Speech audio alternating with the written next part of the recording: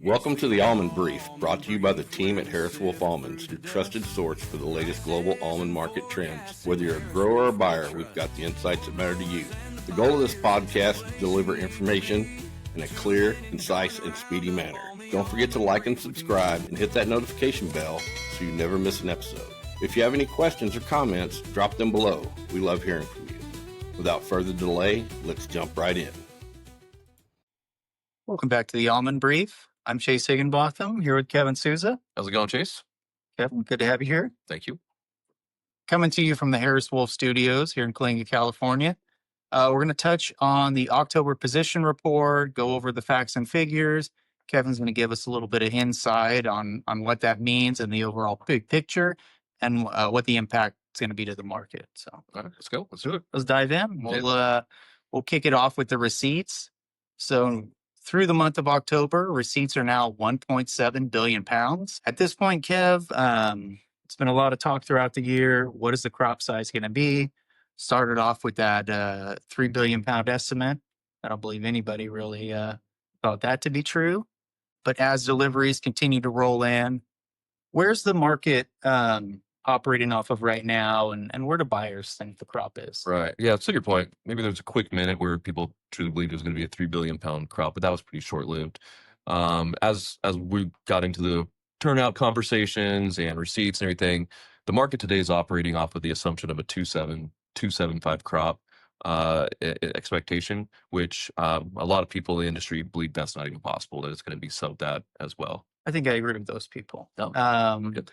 Just taking a look at the trends of the receipts, August, September, October, we're all below those same months from the 2024 crop. Actually, October fell about 100 million pounds short of October of 2024. So at this point, I would say the crop's going to land somewhere between 2.6, 2.65.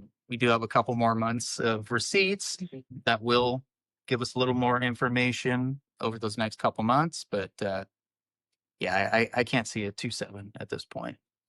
We'll see. Time will tell, but yeah, that seems to be the consensus in the market. Yep. The buying and selling is still taking place off of a 2.7, 2.75 crop, but most industry leaders and experts would say it's not possible. Right. But we will see. Moving on to the sales portion. I know we started off the year, August, September, we're a little slow. That's also the period where we're kind of bridging the gap between crop years. So there may have been some availability issues, but October landed in 261 million pounds. Pretty solid. It was solid. It was better than expected. I think most people expected it to be about 230, give or take, with what we saw at the beginning of October, where the market pretty much turned off for about 2 weeks leading up to that position report. Right. And then it became very active afterwards. With that 2 week of downtime, everyone thought it'd be closer to 230. So very strong numbers, better than expected, and just shows California's keeping pace. Started to keep pace. Yeah, and it shows when the demand's there and the willingness to sell can move some product. Overall, I think that puts us at a 37.2% overall sold percentage for the industry. That's going to be based on a 2.7 crop, just to have a round number. We're not going to use any calculations based off of 3 billion anymore. It just doesn't make sense. So that's a little behind where the industry is historically, but it doesn't seem to really have an impact on the market at this time. Yeah, no, it is behind what we've seen historically, but it's a little different dynamics this year where, if we had this number a few years ago, when we had a large carry and a large crop, it would have really affected the market. But since we are now dealing with the small carry, smaller than we've seen in a while, and what's showing up to be a short crop, it's actually not as bad and hasn't really affected the market as it has previously. And with that said, the buying habits have changed where buyers aren't really buying long positions right now. They're buying everything really hand to mouth. And so everything on the books is basically going to have to ship out in December. There's no coverage January forward. So that's keeping the market firm with the buyers having to step back in and keep covering more often than they would have, and then participation on sellers in the market. So there's enough transactions and a good equilibrium between buyers and sellers that's keeping this market firm and stable. Yeah, a lot of immediate business getting done, but it does seem consistent and product still moving. So once you sell the product, you got to ship it. So that's the other portion, keeping our supply in check. This year's shipments, 249 million pounds versus last year's 258 million. Pretty similar, just fell a little short. What were the industry expectations going into this report? Yeah, I thought 250 was a good month. I think most people were anticipating 250 million pounds as a benchmark for shipments. Now, there was some industry talk that was put out that 265 was going to be the number, so we did fall short of that. Anything negative above the shipping number, did it hit 265? But I think most people were anticipating around 25, so I think that's a fairly neutral number.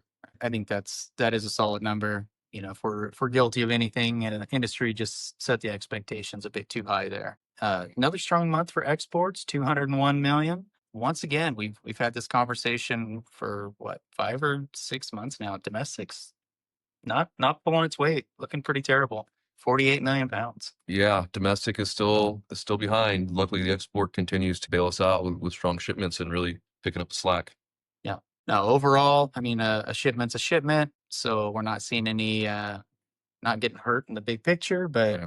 What we are seeing on the domestic side, which is a little bit positive, is we all knew that they were long as far as they were covered basically through the end of the calendar year off of 2024 crop. But now that we're getting towards that and it's drying up, we are seeing a lot more participation from the domestic market for January forward shipments. So I think that number will shrink as we get into the new year. all right.